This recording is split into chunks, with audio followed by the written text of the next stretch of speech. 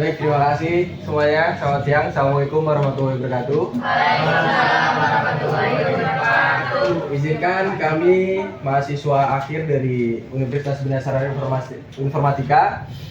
Di sini kami ingin menyampaikan sedikit tentang toleransi menghargai perbedaan.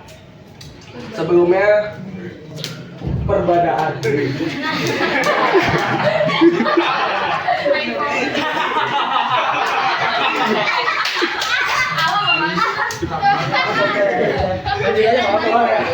Biasa. Ini perbedaan perbedaan. Perbedaan bang. Perbedaan. Oke, sebelum masuk ke intinya, perkenalkan terlebih dahulu, nama saya Zaki Tegar Alamsyah dan dengan teman-teman saya ada Andi, Yusuf, ada Afrizal, ada Budi. Halo kakak Budi. Di sini ada kakak Bani dan terakhir ada kakak Sinta.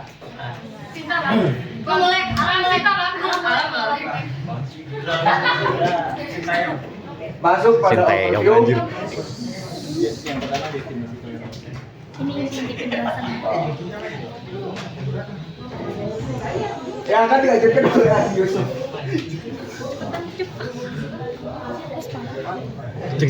Jadi di sini ada definisi toleransi. Toleransi adalah sikap mental yang menghargai perbedaan dalam keyakinan, budaya, dan pandangan. Ini mencakup penerimaan bahwa setiap individu memiliki hak untuk hidup sesuai dengan nilai dan keyakinannya tanpa takut dicemooh atau dihakimi. Toleransi juga menghormati martabat dan hak asasi manusia setiap individu tanpa memandang perbedaan apapun. Pentingnya toleransi terletak pada kemampuannya untuk mencegah konflik, memperkaya masyarakat dengan keberagaman, memperkuat hubungan antar individu dan kelompok, serta mempromosikan kerjasama dan pembangunan bersama. Dengan toleransi, masyarakat dapat menciptakan lingkungan yang inklusif, harmonis, dan damai bagi semua orang.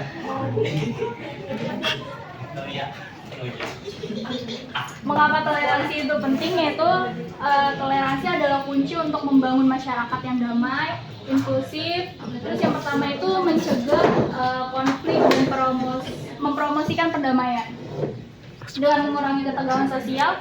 Yang kedua, toleransi itu memperkaya masyarakat dengan keberagaman, meningkatkan kreativitas dan inovasi. Ketiga, memperkuat hubungan antara individu dan kelompok, menciptakan lingkungan inklusif di mana semua orang itu bisa merasa dihargai. Keempat, toleransi itu mendukung pembangunan sosial dan ekonomi yang berkelanjutan dengan menciptakan stabilitas dan produktivitas. Dengan komitmen bersama, toleransi bukan hanya nilai moral, tetapi juga prasyarat dan kemajuan masyarakat modern. Komponen toleransi itu ada 4. Yang pertama ada penerimaan. Itu mengakui hak setiap individu atau kelompok untuk memiliki keyakinan, nilai, dan kebiasaan yang berbeda tanpa disalah atau dihakimi. Penerimaan itu juga menciptakan landasan bagi penghargaan terhadap keragaman dan memperkuat kesejahteraan sosial. Yang kedua itu ada kerjasama. Kerjasama itu berusaha untuk bekerja sama meskipun terdapat perbedaan. Kerjasama memungkinkan kita untuk mencapai tujuan bersama dengan membangun masyarakat yang lebih inklusif dan harmonis. Dan yang ketiga itu ada empati. Empati itu melibatkan kemampuan untuk memahami dan merasakan perasaan serta pengalaman orang lain. Dengan empati kita bisa menghargai perspektif yang berbeda dan membangun hubungan yang lebih dekat dengan individu atau kelompok yang memiliki latar belakang yang berbeda. Dan yang terakhir itu ada penghormatan. Melibatkan sikap menghargai, martabat dan hak asasi manusia setiap individu terlepas dari perbedaan apapun. Penghormatan menciptakan lingkungan yang aman dan menghargai bagi semua orang. Tantangannya akan disampaikan oleh Bapak Zaki. Baik, lanjut materi selanjutnya yaitu tantangan dalam menerapkan toleransi.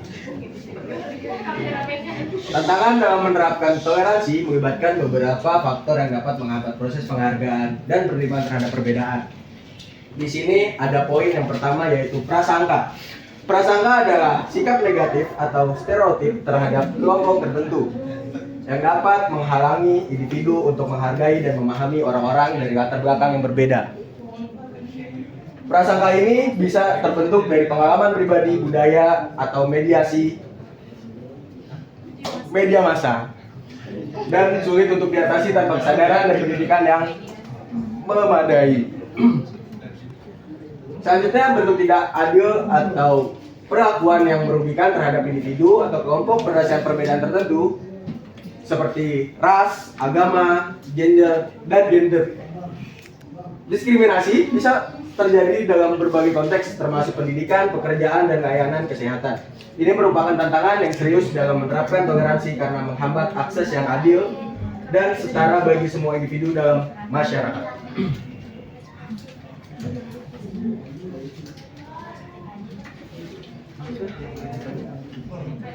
Selanjutnya, ketidakmampuan atau ketidakmauan untuk menerima perbedaan. Hal ini dapat tercermin dalam sikap dan perilaku yang menunjukkan ketidaksukaan atau penolakan terhadap individu atau kelompok yang berbeda. Toleransi bisa menjadi akar dari konflik sosial dan dapat menghambat pembangunan masyarakat yang inklusif dan harmonis. Tanpa pemahaman yang memadai tentang nilai-nilai toleransi dan dampak positifnya dalam masyarakat, individu mungkin merasa termotivasi atau berkomitmen untuk mengatasi prasangka, diskriminasi, atau toleransi yang mereka alami atau saksikan. Selanjutnya masuk ke materi strategi untuk meningkatkan toleransi. Yang pertama, pendidikan yang menyeluruh dan inklusif tentang nilai-nilai toleransi, keragaman budaya, dan hak asasi manusia, membantu membentuk sikap dan perilaku yang lebih inklusif. Ini dapat dilakukan melalui kurikulum sekolah yang merupakan pembelajaran tentang budaya, agama, dan sejarah berbagai kelompok, serta melalui pendidikan non-formal di masyarakat.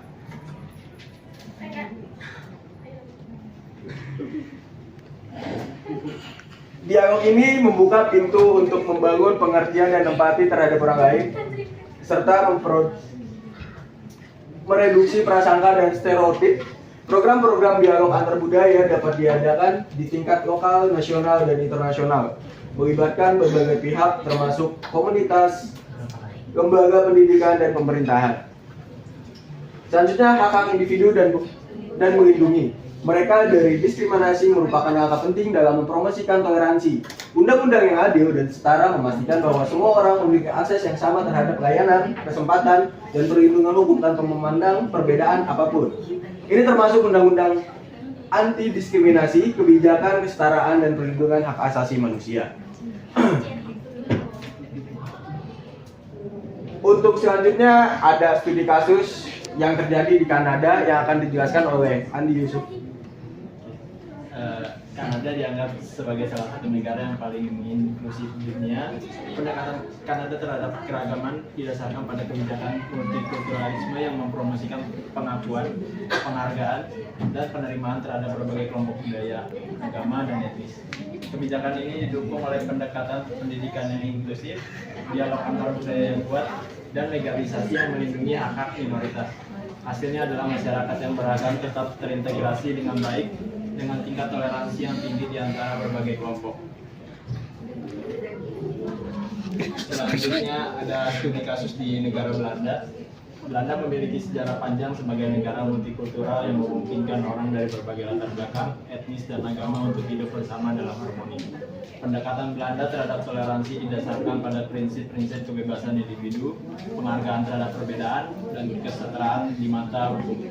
Negara ini telah berhasil mengintegrasikan minoritas etnis dan agama ke dalam masyarakat dengan memberikan dukungan yang kuat untuk pendidikan multikultural, program integrasi, dan dialog antar budaya. Selanjutnya ada studi kasus di negara Selandia Baru.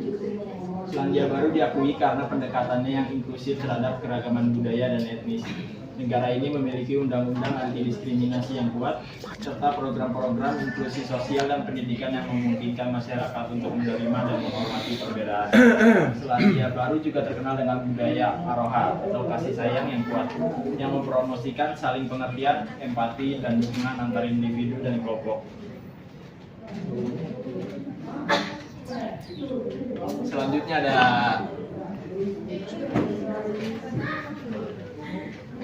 toleransi dalam konteks global. Toleransi dalam konteks global adalah penghargaan terhadap perbedaan budaya, agama, dan pandangan politik di seluruh dunia. Ini melibatkan sikap terbuka, inklusif, dan menghormati hak asasi manusia serta keberagaman. Toleransi global mendukung kerjasama internasional, perdamaian, keadilan sosial, dan keberlanjutan lingkungan. Ini merupakan prasyarat untuk membangun dunia yang lebih inklusif, harmonis, dan damai bagi semua orang.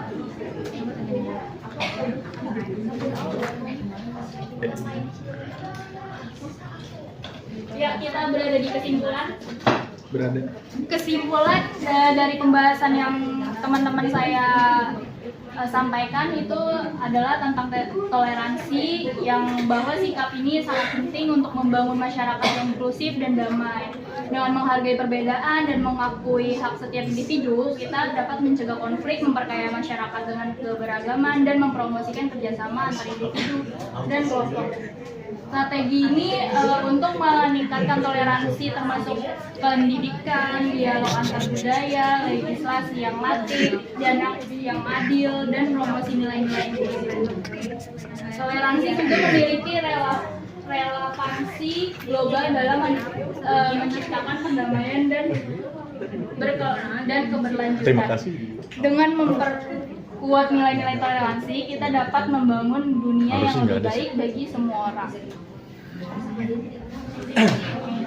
Alhamdulillahirabbil alamin. Akhirnya selesai juga.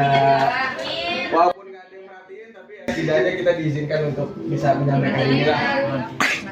Terima kasih, sekian dari kami. Assalamualaikum warahmatullahi wabarakatuh. Waalaikumsalam.